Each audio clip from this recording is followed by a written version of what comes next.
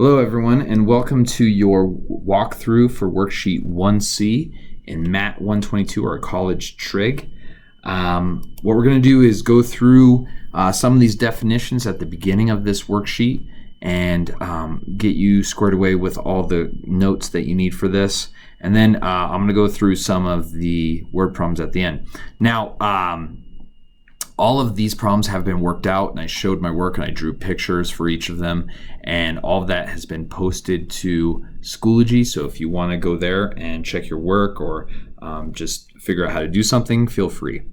Okay, so the first thing we're going to do is we're going to look at some notes. Now on the top of your worksheet you have this big 3x4 grid with all these vocab words in it. So I just want to run through these real quick so you have them. An acute triangle, once again, is a triangle with all of the angles less than 90 degrees, so I drew an example of that. An obtuse triangle is a triangle with one angle that is bigger than 90, because you can't have more than one angle bigger than 90.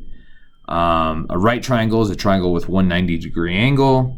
Isosceles is a triangle with two congruent sides.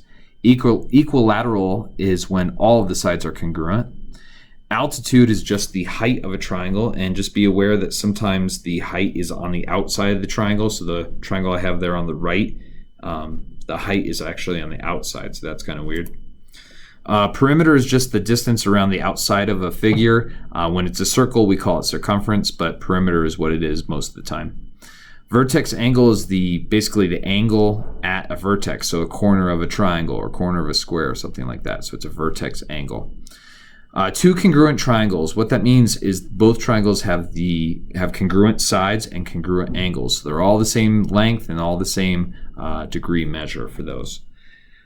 Similar triangles are just like congruent triangles, except they don't have to be the same size. So the best way to think about this is if you take an image of a small triangle and you put it through a projector and it blows it up a lot bigger, the triangles have the exact same angles, but they won't have the exact same side lengths, but they will be proportional. So that's what similar means.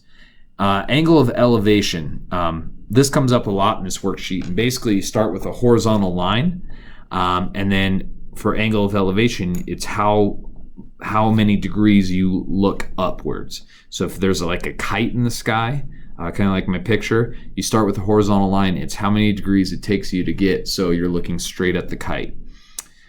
Same thing with angle of depression, but now going down. You start with a horizontal line, and it's how many degrees it takes to go down so that you're looking straight at the submarine. That's what mine's a picture of.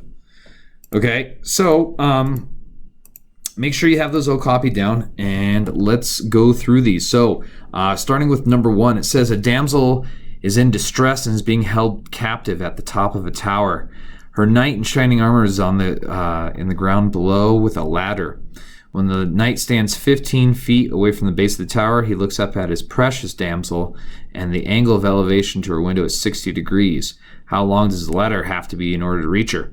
Well, 15 I labeled on the bottom, and I would highly suggest you draw a picture for all these because it makes it a bit more fun and it way more organized. So for this one, the base of this triangle is going to be 15. It's definitely going to be a right triangle.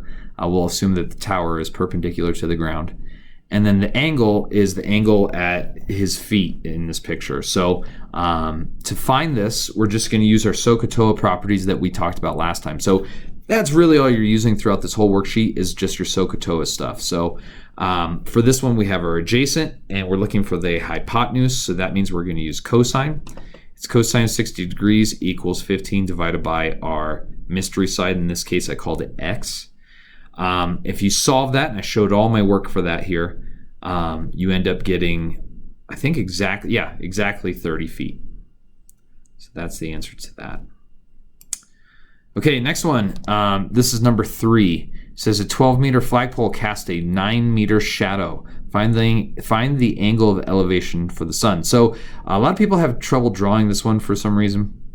Basically, you have a flagpole, and I drew a shadow on the ground, and then the sun is going to be perfectly in line with the top of the flagpole and the top of your shadow. So that's the angle you're looking for. So we have the height of the flagpole, we have the length of the shadow, and we just set up a tangent because it's opposite over adjacent. and we just inverse tangent both sides, and you end up with the angle 53.13 degrees.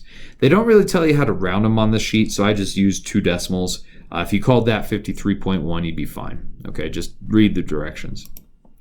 Okay, number 5. A lot of people struggle with this one, drawing it, so that's why I wanted to go over it. It says a submersible, I think that's a submarine, maybe something else. A submersible is traveling at a depth of 250 feet below the water, and it dives at an angle of 15 degrees with respect to a line parallel to the water's surface. It travels a horizontal distance of 1,500 feet during the dive. What is the depth of the submarine after the dive? So if you look at my picture, I think it does a pretty good job of depicting what they're talking about there. So we start at 250, and then we dive at 15 degrees. Our horizontal distance is 1,500. So the adjacent side to that 15 degrees is that 1,500. Now, the trick here is we're going to find the opposite side, but that's not going to be the total depth because we started at 250. So I start by solving for the x, which I did over there on the right using tangent of 15 degrees. You end up with 401.92 feet. Well, I got to add that 250 that I started at, and if you add those together, you get 651.92 feet. So a little bit of SOHCAHTOA on that one, and then just a little trick at the end. Okay, number 8. Everyone has trouble drawing this one for some reason, so I wanted to go over this one too. We have a swimming pool that's 30 by 12, and that's a big swimming pool. And the bottom of the pool is slanted so that the water depth is 1.3 at one end and 4 meters at the other end. So this is kind of what it looks like. It says find the angle of depression of the bottom of the pool. Well, I use the side there, and we have that long skinny triangle. We're looking for, well, we're not really looking for x. I have to solve for x in order to find the angle of depression to use that side of that triangle. So you're using the 4 meters for the deep end of the pool and the 1.3 meters for the shallow end of the pool, and you just subtract those. So it's 2.7 meters deeper on the deep end than it is in the shallow end. Now, we use that and the 30, which is our adjacent side to that angle, and we use tangent, and we end up finding 5.14 degrees for our angle of depression on that one. Okay, number 14 is tricky. We have a building, and there's like a tower on top of it. There's another problem real similar to this, but I think if you understand this one, you'll be able to do the other one just fine. Now, there was a mistake on this problem, and the mistake is that the angle of elevation to the top of the tower is, they had 15.9 degrees, which doesn't make any sense because it's lower than the top of the building. So I had to switch that to 45.9. So go ahead and switch that on your paper, and I apologize for the typo. So we have a couple things going on here. We're going to solve one triangle for the height of the entire thing, so the building and the tower. Then we're going to solve another triangle for the height of just the building, and then we're just going to subtract them, and that's going to give us the height of just the tower, which is x in my picture, and we'll do it that way. So to find z, and I showed you what z was on my picture, I did tangent of 45.9 with z over 200, when 200 is the adjacent. So if you solve that correctly, you get 206.38. I do the same trick for y, and it's really the same trick with just a different angle, and you get 87.38. And now we just subtract those, and you find out that the height of just the tower is 119 meters. So kind of a tricky problem on that one.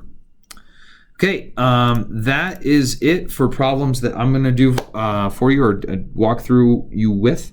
If you have any questions on any of these, feel free to email me. And I'll be happy to help you out best I can. Like I said, I put an answer key to this worksheet with all of my pictures and all my work on Schoology, so please check there first, and then, like I said, if you have any questions beyond that, just email me. All right, good luck on this, and try and get through worksheet C by the end of this week. We will have some type of quiz on Monday, and I'll let you know more about that later. Okay, good luck, and let me know.